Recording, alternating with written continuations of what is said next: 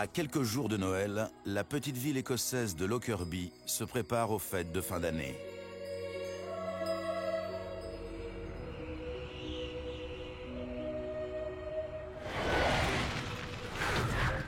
Haut dans le ciel, cependant, la catastrophe approche.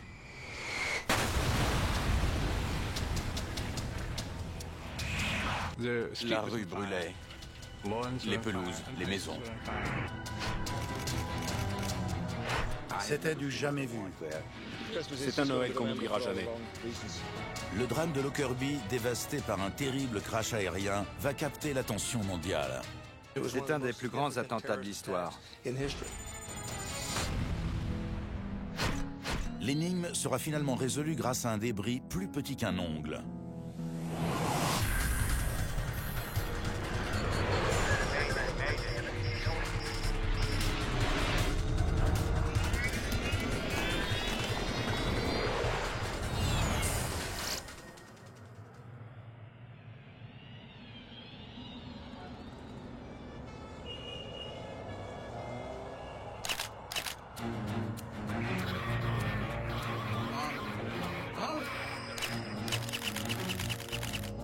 « 26 octobre 1988, près de Düsseldorf.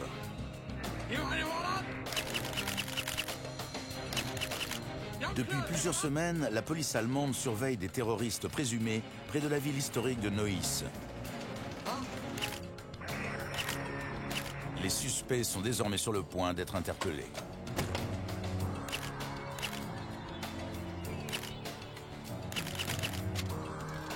Maintenant! Police!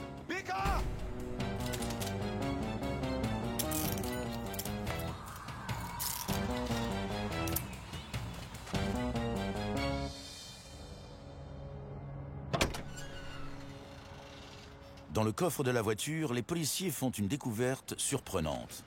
Ne touche à rien.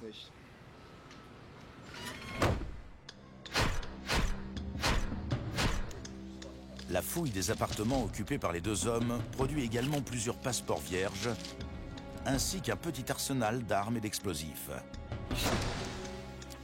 Quant à la radio retrouvée dans le coffre, un examen détaillé révèle qu'il s'agit d'une bombe. Ces engins utilisaient une combinaison de capteurs barométriques improvisés et de minuterie à courte durée.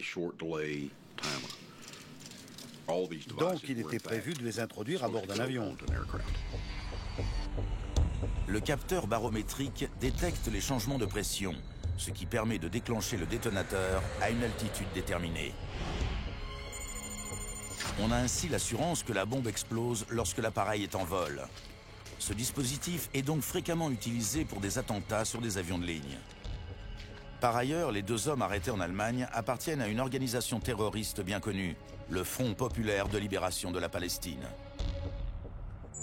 Hafez Dal-Kamouni achemine des armes en Syrie et au Liban. Quant à Marwan Krishat, c'est un artificier bien connu qui a fait déjà exploser en vol au moins un avion de ligne. À quelques mois de Noël, période de pic du trafic aérien, l'arrestation de ces deux hommes par la police allemande doit donc diminuer quelque peu les risques d'attentats.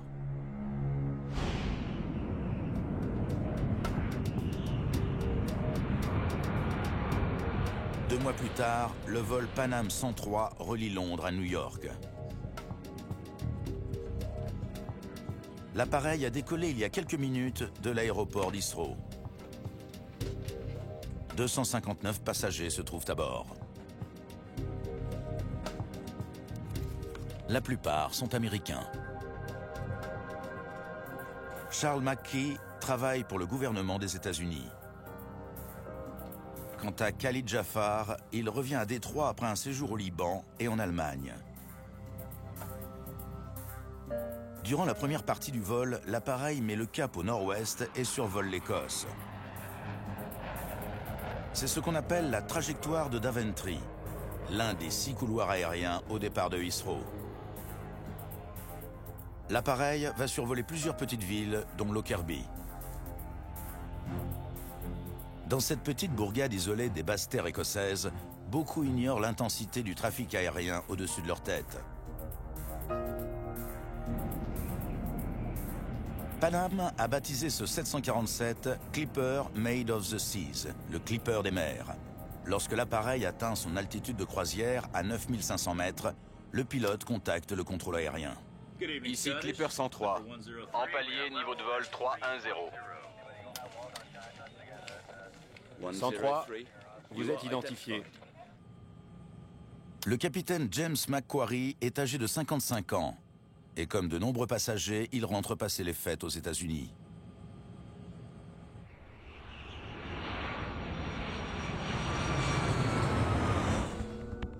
« 9000 mètres plus bas, les habitants de Lockerbie préparent Noël.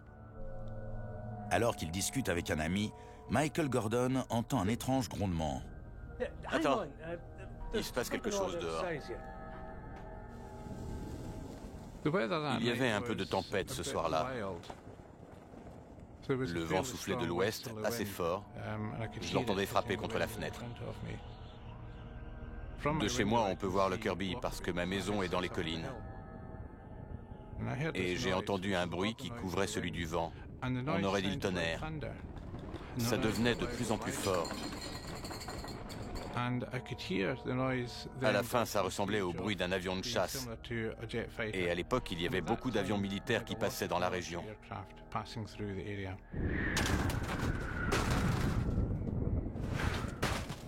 Mais j'ai vu des objets sombres qui tombaient du ciel. Ils se découpaient contre les lumières de la ville.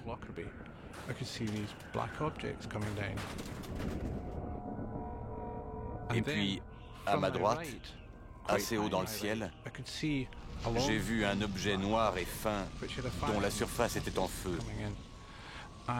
Et il tombait vers Lockerbie.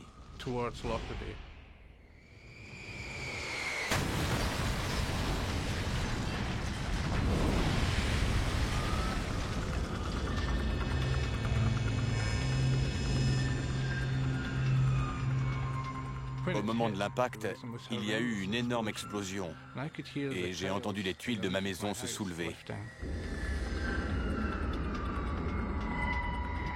Allô? Allô? Après l'explosion, les lignes de téléphone ont été coupées.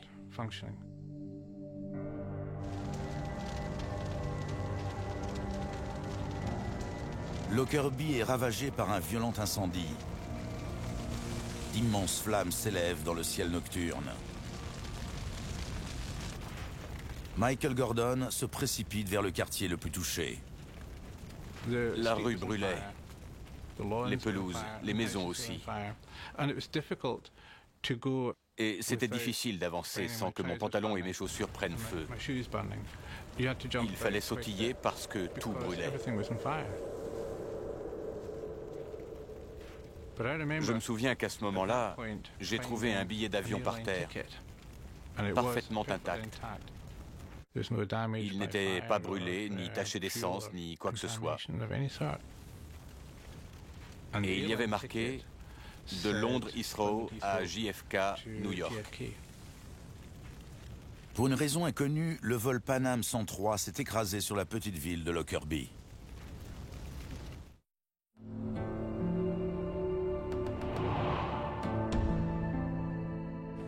Au lever du jour, le drame apparaît dans toute son horreur. Plusieurs maisons ont entièrement disparu, volatilisées dans l'explosion. Au sud de la ville, un énorme cratère est visible. 1500 tonnes de roches et de terre ont été pulvérisées par l'impact. 11 habitants de Lockerbie ont perdu la vie et on ne retrouve aucun rescapé parmi les 259 passagers. D'après ce que je sais, j'ai perdu mon beau-frère et ma belle-sœur. À la place de leur maison, il n'y a plus qu'un cratère. Dans les ruines de leur maison, ils cherchent les corps des passagers. Cette catastrophe si soudaine a laissé les habitants de la petite ville en état de choc. Toute la rue était un enfer de flammes. On est sortis et il y avait tous ces débris qui tombaient. Quelques heures à peine après le crash, des enquêteurs spécialisés arrivent sur place. Mick Charles est chargé de l'affaire par l'AAIB, sigle britannique de la Direction des enquêtes sur les accidents d'avion. L'un des premiers sites que nous avons été voir, c'était le cratère. Il y avait encore une odeur très forte de carburant d'avion, ainsi que des débris éparpillés un peu partout, avec par endroits des morceaux de corps humains. Mick Charles réunit son équipe pour organiser la collecte des débris. C'était poignant, il y avait beaucoup de monde, et c'était en quelque sorte le chaos. Chaque groupe sera dirigé par un inspecteur de l'AAIB. Est-ce que vous avez des questions? Commençons au plus vite. Plus de 1000 policiers et 600 militaires affluent à Lockerbie. On sentait que tout le monde essayait de prendre conscience de l'ampleur du drame. On avait compris que c'était colossal.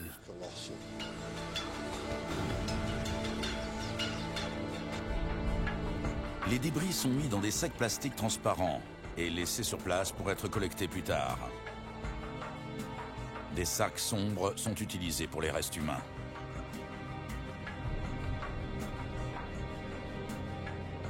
À quelques jours de Noël, la gaieté des fêtes a laissé place au deuil. Au début de l'enquête, la priorité était de localiser des débris pour retrouver le maximum de fragments de l'appareil. L'ampleur de la catastrophe échappe à l'entendement. L'armée nous propose un hélico. On peut s'en servir? Tout à fait. Le nombre de débris est tel que les inspecteurs ont besoin de survoler la région pour avoir une vue d'ensemble de leur localisation. Il y avait très peu de cartes de la région et nous avons vite été à court. Donc au début, nous avons dû utiliser des photocopies en noir et blanc. Michael Gordon, policier, accompagne les enquêteurs pour les aider dans leurs recherches.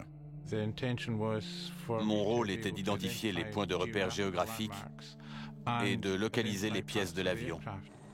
Très vite, les enquêteurs prennent conscience de l'ampleur de la tâche. En hélicoptère, on a pu voir que les débris étaient concentrés dans une zone en forme de cône qui partait de Lockerbie et qui s'élargissait au fur et à mesure. Mon principal objectif était de déterminer comment les débris s'étaient répartis afin de pouvoir mieux guider les recherches au sol. Les enquêteurs stupéfaits constatent que les débris sont éparpillés sur une superficie immense. Plus de 2000 km². Il apparaît donc très vite que l'appareil s'est désintégré bien avant de toucher le sol. Normalement, les sites de crash sont relativement restreints. Mais à Lockerbie, c'était très différent. Au départ, la police a localisé une demi-douzaine de sites distincts. Un Boeing 747 se compose de plus de 6 millions de pièces. Et dans la masse de débris méconnaissables, les enquêteurs doivent retrouver l'élément clé qui leur permettra d'expliquer la catastrophe. Le cockpit est une triste preuve que l'appareil s'est désintégré en plein vol.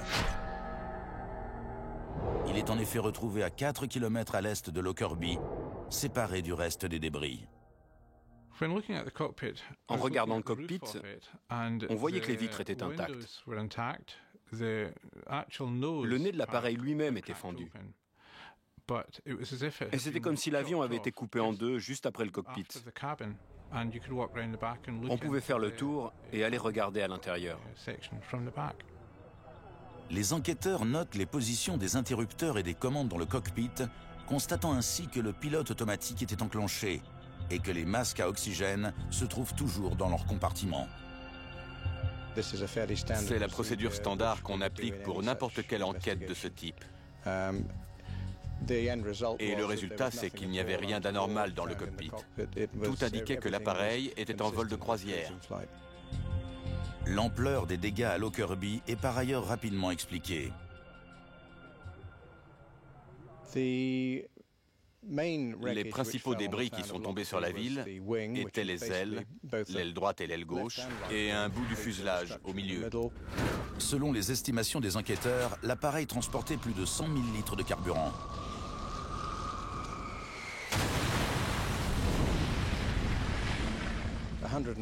Une masse de 150 tonnes descendant presque à la verticale, à une vitesse de 500 nœuds, ça représente une énergie énorme. C'est cela qui a creusé le cratère. Cependant, pour découvrir la cause du crash, les enquêteurs doivent élargir leurs recherches. Il leur faut en effet examiner les débris retrouvés au sud de Lockerbie, qui ont dû se détacher de l'avion dans les premières secondes de la catastrophe.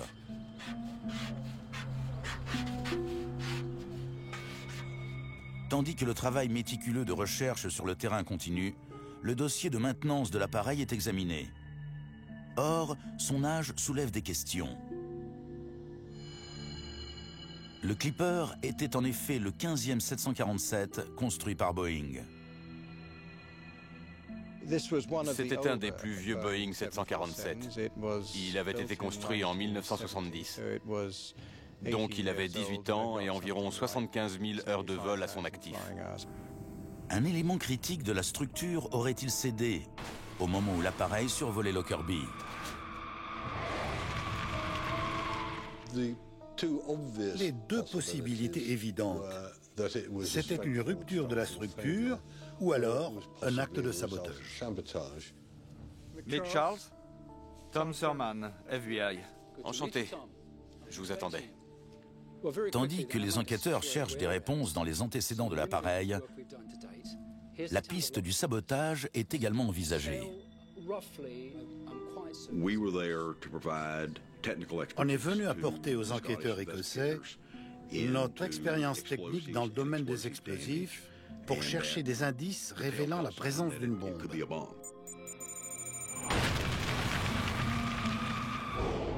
2 ans plus tôt, une bombe avait fait exploser en vol un appareil de la compagnie Air India au large des côtes écossaises. L'avion et des indices déterminants avaient alors sombré au fond de l'océan.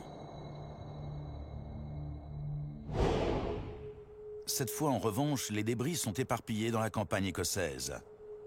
Si c'est bien une bombe qui a causé le crash, les enquêteurs ont donc une chance d'en retrouver la preuve. C'était une entreprise logistique de grande envergure. Il fallait retrouver tous les débris sans exception et ensuite les examiner pour tenter d'arriver à une conclusion. Quand on retrouvait des fragments par terre, des bouts de métal, on les récupérait pour chercher des traces d'explosion. Mais tant qu'on n'avait pas de preuve physique de la présence d'une bombe, on a continué de parler d'un accident.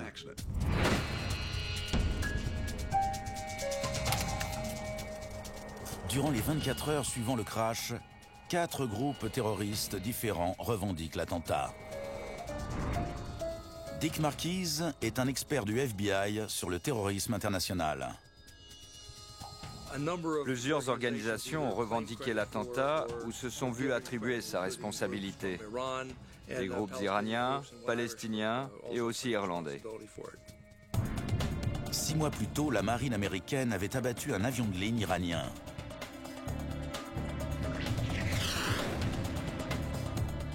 « 290 personnes avaient trouvé la mort. Le gouvernement américain avait affirmé que c'était un accident, mais l'Iran avait juré vengeance.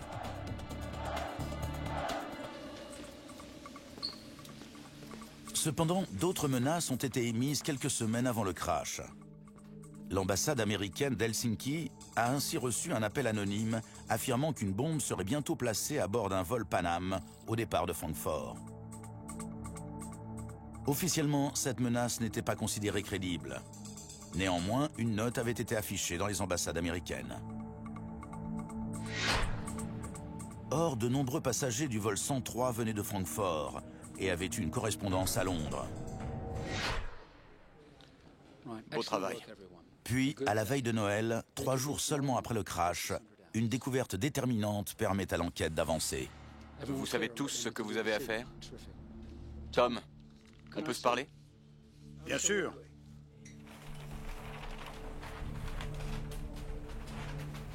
Voilà. Il vaut mieux mettre les gants. Mick Charles avait un bout de métal dans un sac en plastique. Qu'est-ce que c'est? On pense que c'est un bout des rails qui guide les conteneurs à bagages. Des enquêteurs sur le terrain ont retrouvé des éléments qui ne correspondaient pas au déroulement normal des événements dans le cadre d'une rupture de la structure. Il y a eu une explosion. C'est ce que nous pensons. Le métal porte des petites marques, des creux caractéristiques de l'explosion d'une bombe. Les gaz chauds libérés par la combustion due à l'explosion frappent le métal et y font des petites cavités. Un peu comme si on prenait une lampe à souder et qu'on effleurait à peine une pièce de métal. Ça fait un petit creux. C'est le premier débris retrouvé en dehors de Lockerbie qui semble avoir été exposé à des flammes. Vous l'avez trouvé où? Je vais vous y emmener. La campagne écossaise est désormais la plus grande scène de crime au monde. Lorsqu'arrive le jour de Noël, les habitants de Lockerbie n'ont guère l'esprit à la fête. Tous sont encore sous le choc. C'est un Noël qu'on n'oubliera jamais. C'est vraiment tragique. Je ne pourrais plus jamais croire en Dieu. Mais pour les enquêteurs, ce 25 décembre reste un jour de travail comme les autres. Selon moi, le plus frappant à Lockerbie, c'était le fait que tout cela se passait à Noël. Mais nous sommes restés là-bas pour faire notre travail. Les enquêteurs se retrouvent sur un champ à l'extérieur de la ville. Par ici! Criez encore, on ne vous voit pas! Par ici! Le temps était devenu abominable. Il y avait du brouillard, de la bruine. On n'y voyait pas à 3 mètres. Et il y avait des débris absolument partout. Un autre bout du rail de conteneur à bagages est retrouvé.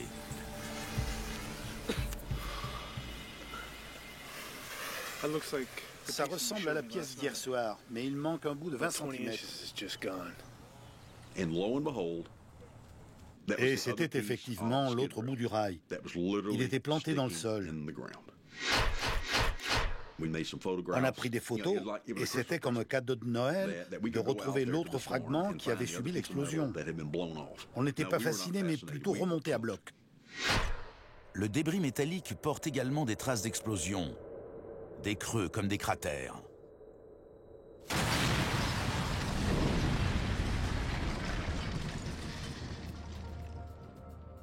Le fragment a été retrouvé au début de la zone de recherche sud, ce qui laisse à penser qu'il était parmi les premiers débris à se détacher de l'avion. Nous étions convaincus qu'une bombe avait provoqué le crash. Mais nous avons préféré ne rien dire avant d'avoir une confirmation des experts en criminalistique. Un laboratoire britannique réussit alors à faire le lien. Des traces de 2 composants chimiques utilisés pour fabriquer des explosifs plastiques sont en effet trouvées sur les débris. Le 28 décembre, soit une semaine seulement après le crash, les enquêteurs ont donc une preuve et ils l'annoncent officiellement. Il a été établi de façon certaine que 2 fragments du rail de conteneur à bagages portent des traces de produits explosifs.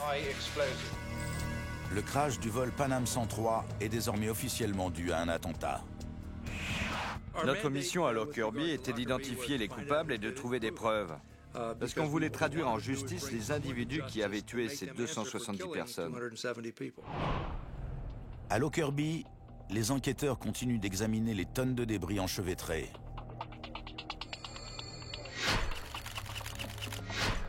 En théorie, nous aurions pu mettre un terme à l'enquête.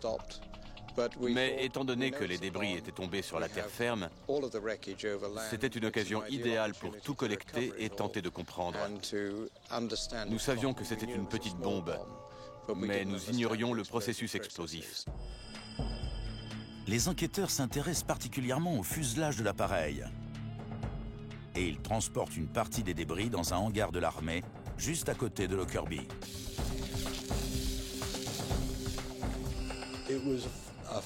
C'était un hangar de 20 000 mètres carrés, suffisamment grand pour nous permettre d'étaler le fuselage ouvert comme un coquillage. Et on a utilisé la ligne centrale sur le ventre de l'appareil comme point de repère principal. Le fuselage d'un avion est fixé avec des rivets sur une série de cadres. Chacun porte un numéro en fonction de son éloignement par rapport au nez. Avant de disposer les débris en 2 dimensions, on a placé des lignes par terre pour avoir un quadrillage conforme à la géométrie de l'appareil. Le Boeing 747 est alors réassemblé comme un énorme puzzle. Une grande partie des pièces ont une forme caractéristique qui permet de dire tout de suite « ça, c'est un cadre de porte, par exemple ». Et beaucoup sont aussi numérotés, donc on peut identifier des fragments assez petits qui paraissent impossibles à reconnaître au départ. Tandis que le travail continue, d'autres débris portant des traces d'explosion sont retrouvés. Ok, ça va au point 817204. Lorsqu'ils assemblent les pièces à l'avant de la structure, les enquêteurs font une découverte macabre. C'est à cet endroit que la bombe a éventré l'appareil.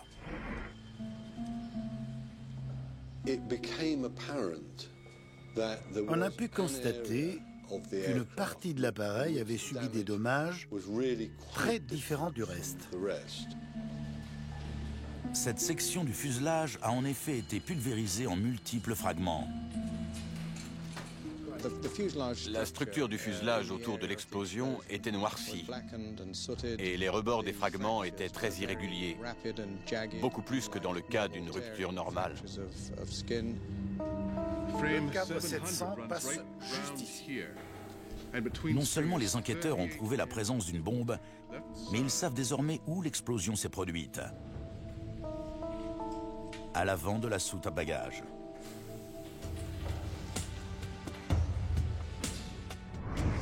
Peter Clayden est chargé de reconstituer les conteneurs à bagages qui se trouvaient à proximité de l'explosion. Mon objectif était d'identifier le conteneur où l'engin explosif se trouvait. Et on avait une vingtaine de conteneurs de construction similaire. Donc c'est comme essayer d'assembler 20 puzzles mélangés. Les enquêteurs se concentrent sur les débris retrouvés dans la zone de recherche sud, c'est-à-dire les fragments éjectés juste après l'explosion.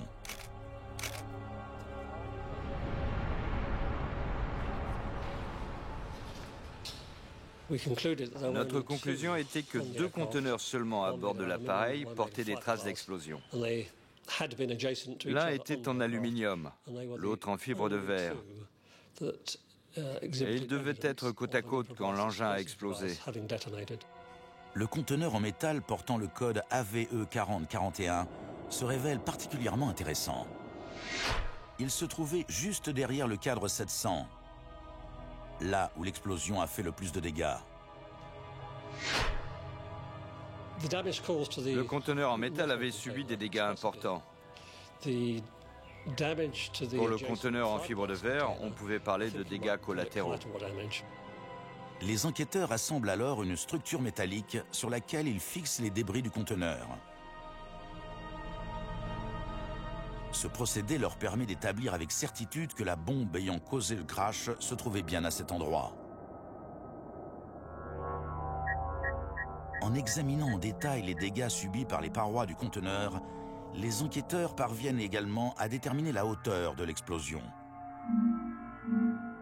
Et donc l'emplacement du bagage incriminé.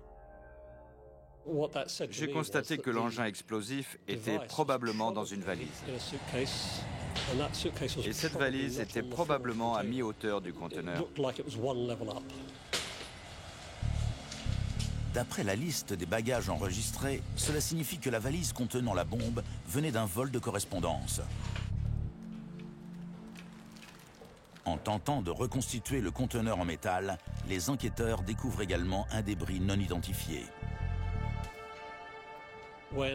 J'ai vu un petit fragment coincé dans les plis du sac plastique. Et quand j'ai déplié le sac, il est tombé. J'ai vu à ce moment-là que c'était un petit bout de circuit intégré. Vous pouvez m'apporter un appareil photo, s'il vous plaît?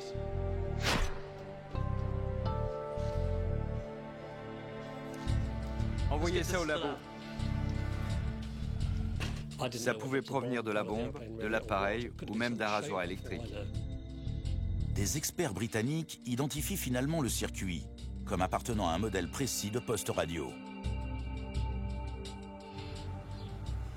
La nouvelle de cette découverte parvient alors à Tom Surman, revenu entre-temps au quartier général du FBI à Washington.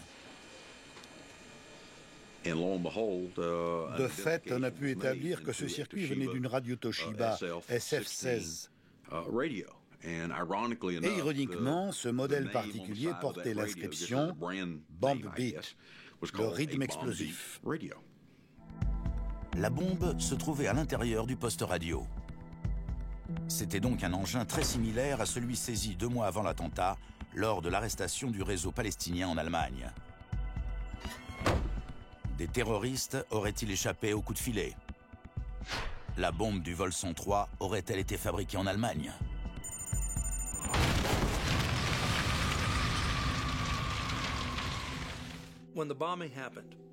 Au départ, la cellule allemande du Front populaire de libération de la Palestine était l'un des principaux suspects. Tout indiquait que ce réseau était probablement responsable de l'attentat. 49 passagers du vol 103 ont commencé leur voyage en Allemagne, à l'aéroport de Francfort. À Londres, leurs bagages ont donc été transbordés dans le Boeing 747 de la Pan Am. Or, la compagnie aérienne n'a pas vérifié si les passagers correspondants ont effectivement embarqué. Il est donc possible qu'une bombe fabriquée en Allemagne ait été placée à bord à Heathrow tandis que le terroriste s'échappait. Si c'était le cas, il fallait le prouver.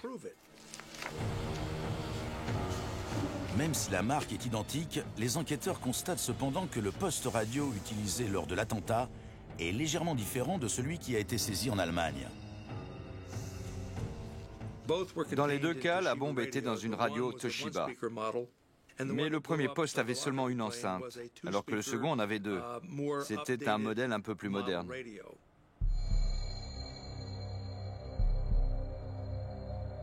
La différence de modèle soulève des doutes. La piste allemande n'est peut-être pas la bonne.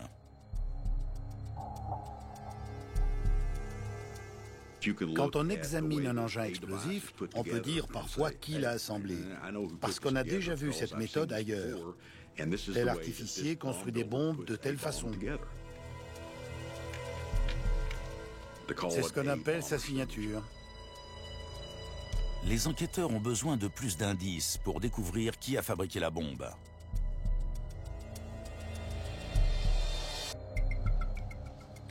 La valise qui contenait l'engin pourrait fournir une piste.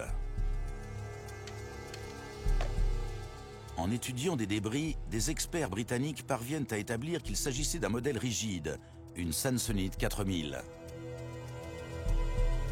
Or, ce modèle précis n'a été fabriqué qu'à quelques milliers d'exemplaires, tous vendus au Moyen-Orient.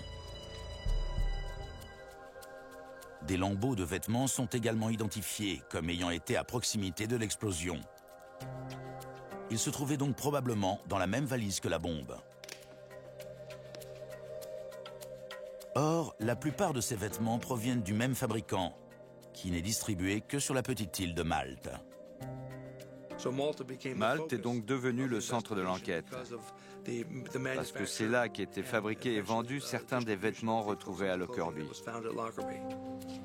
Lorsque les enquêteurs retrouvent la boutique où ces vêtements sont vendus, le propriétaire leur donne un nouvel indice.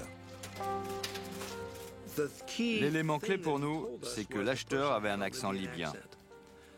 Or, on n'avait pas encore de lien entre la Libye et l'attentat.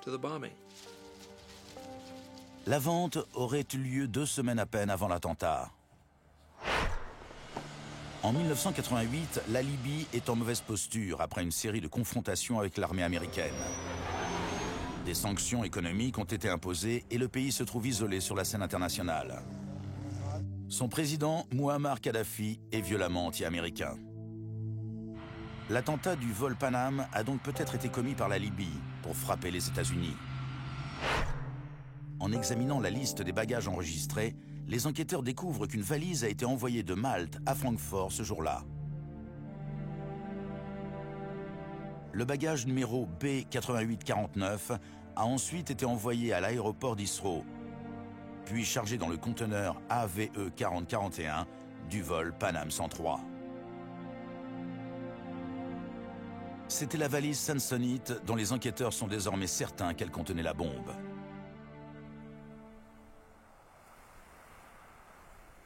Plus d'un an après le crash, une nouvelle découverte permet d'y voir plus clair, parmi les pistes embrouillées de l'enquête. Un autre fragment de circuit intégré est retrouvé dans les vêtements en provenance de Malte.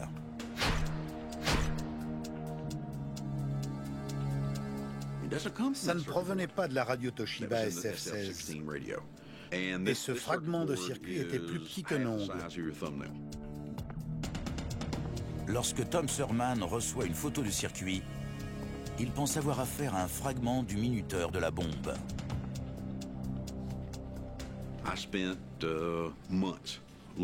J'ai passé des mois à éplucher tous les dossiers que le FBI avait accumulés pendant de nombreuses années sur des cas semblables. Dans ses archives, le FBI possède des photos de minuteurs utilisés partout dans le monde. Pourtant, Thurman ne trouve rien qui ressemble au fragment de Lockerbie. Suivant.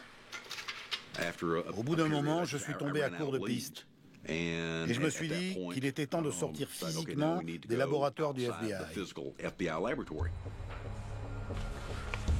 L'agent fédéral finit par emmener la photo au bureau de la CIA. J'ai dit à un de mes contacts, il faut que je te montre quelque chose. En parcourant des dossiers, Tom Thurman repère alors le même minuteur sur une photo. Attends. On dirait le même. Vous avez ce minuteur? L'examen du minuteur saisi par la CIA laisse alors Tom Thurman stupéfait. En quelques minutes, j'ai commencé à avoir des frissons. Et en ce moment même, le simple fait d'en parler me donne des frissons à nouveau. C'est vraiment gravé dans ma mémoire. Le circuit était exactement le même que celui sur la photo. On a trouvé. Le minuteur conservé par la CIA provient d'Afrique. Il a été saisi quelques années plus tôt auprès de 2 Libyens qui tentaient d'embarquer à bord d'un avion avec plusieurs kilos d'explosifs. Le minuteur est identique à celui du vol 103. Par ailleurs, le dispositif ne comporte pas de capteur barométrique, comme c'était le cas pour la bombe retrouvée en Allemagne. Il est réglé pour se déclencher à un moment précis, et non à une certaine altitude.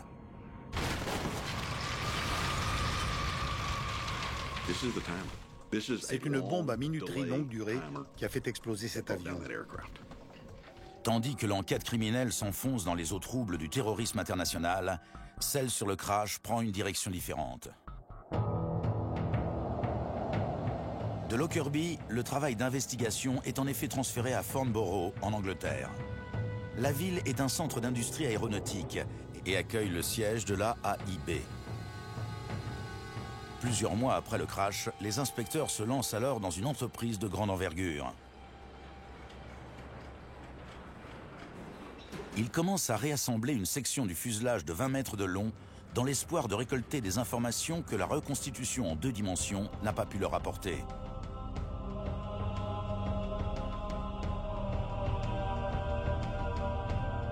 Les enquêteurs constatent ainsi que l'explosion a causé un trou de 1,50 m sur 5 mètres dans le flanc de l'appareil.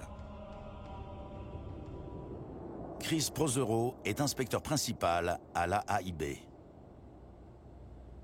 Ce qui était très difficile à comprendre, c'est que la zone directement endommagée par l'explosion était minuscule par rapport à la taille d'un Boeing 747. Donc la question était de savoir comment ces dégâts très limités ont pu aboutir à la destruction complète de l'appareil. La bombe du vol 103 contenait moins de 500 grammes d'explosifs. Pourtant, son pouvoir destructeur s'est révélé immense. Les enquêteurs souhaitent donc étudier le comportement des ondes de choc à l'intérieur d'un avion. C'est un peu comme faire un arrêt sur image en vidéo. Si on arrive à saisir l'instant précis de l'explosion, on peut apprendre beaucoup de choses sur le processus. Il apparaît alors que les dégâts subis par l'appareil ne sont pas tous dus à l'onde de choc initiale. Au niveau du plafond, une partie du revêtement extérieur a été soulevée avec une telle force que les rivets de fixation ont été arrachés. Cette section du fuselage a donc été soufflée par une onde de choc. La reconstitution en 3D nous a également permis de localiser des zones, sur le revêtement entre autres, qui avaient subi des dégâts suite à une surpression, ce qui signifie que l'onde de choc a été réfléchie dans l'espace interne de l'appareil. La cabine de l'avion agit comme une chambre de réverbération. Les ondes de choc de l'explosion sont réfléchies et gagnent en puissance, jusqu'à ce qu'elles rencontrent un point faible dans la structure et s'ouvrent un passage.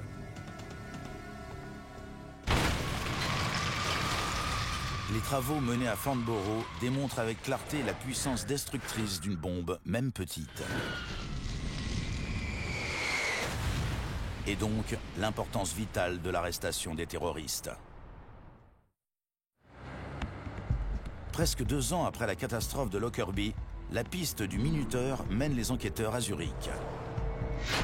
Le fabricant est en effet une société suisse du nom de Mebo. L'un des propriétaires de l'entreprise reconnaît alors le dispositif.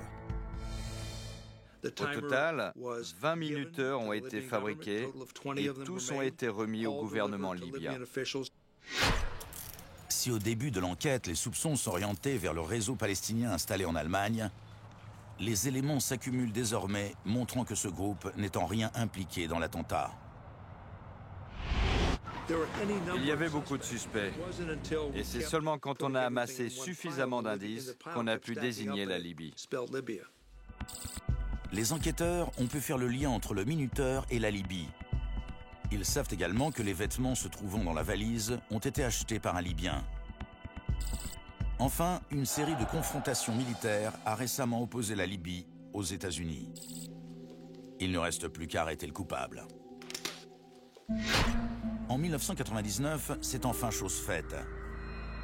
À l'époque de l'attentat, Abdel al-Megrahi appartenait au service de renseignement libyen. Il est arrêté et mis en accusation par la justice écossaise. C'était un haut gradé libyen, donc il avait accès à tout le matériel nécessaire.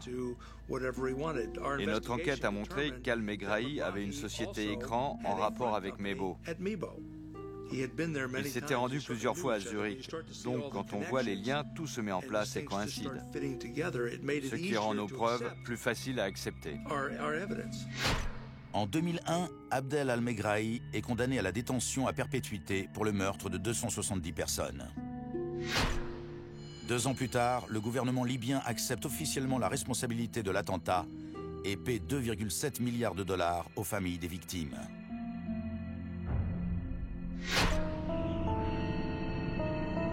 Selon les enquêteurs écossais, cependant, la compagnie Pan Am n'est pas exempte de reproches. En effet, le passager qui a introduit la bombe à bord du vol 103 n'a pas embarqué avec sa valise. La Pan Am aurait donc pu déjouer l'attentat si elle avait respecté les procédures de sécurité. Une des découvertes de l'enquête sur cette catastrophe aérienne, c'est que plusieurs bagages qui se trouvaient à bord de l'avion ne correspondaient à aucun passager. À la suite de l'attentat sur le vol Air India, les mesures de sécurité avaient été renforcées et les compagnies aériennes devaient notamment s'assurer qu'aucun bagage sans passager ne soit embarqué. C'est ce qu'on appelle la réconciliation entre bagages et passagers. Or, à l'aéroport d'Heathrow, Pan Am a enfreint cette règle sans en avertir les autorités. Chaque bagage doit correspondre à un passager. Or, cela n'a pas été respecté. La compagnie aérienne est finalement reconnue coupable de faute volontaire.